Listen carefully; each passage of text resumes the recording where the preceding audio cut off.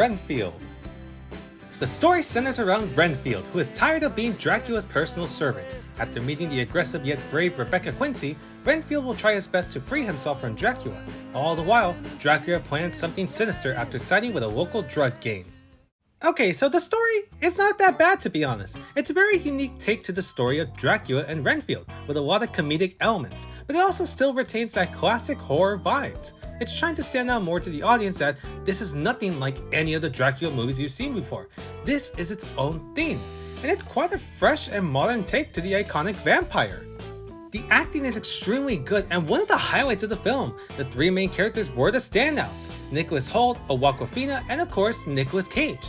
These three really did a great job with their roles, Hoult acting as the timid yet caring Renfield, and Awkwafina as the tough and loud Rebecca.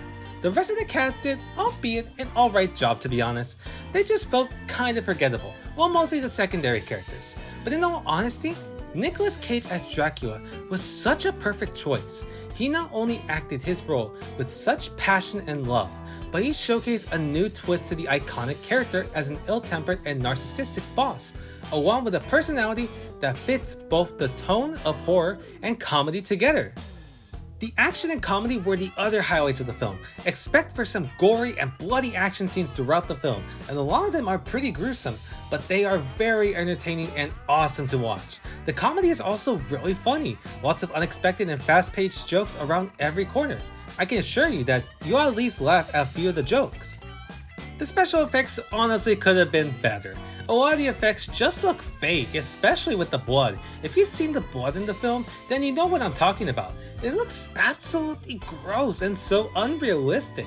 They could have tried their best, at least to spruce up the blood to make it a bit more realistic. But I guess they didn't want to.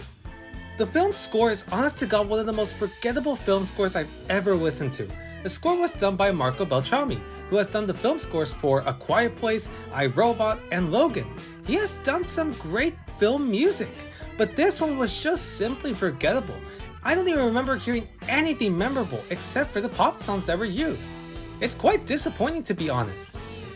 The pacing was extremely fast, like the story, the action, and many of the scenes moved at a lightning pace, definitely not giving you a breather, and honestly, it kind of ruined some of the scenes, as we only got a small amount of relationship development between Hoult's and Awkwafina's characters. It also made the film very short, to be honest. The film was only about an hour and 30 minutes, and with the pacing, it just flew past too quickly.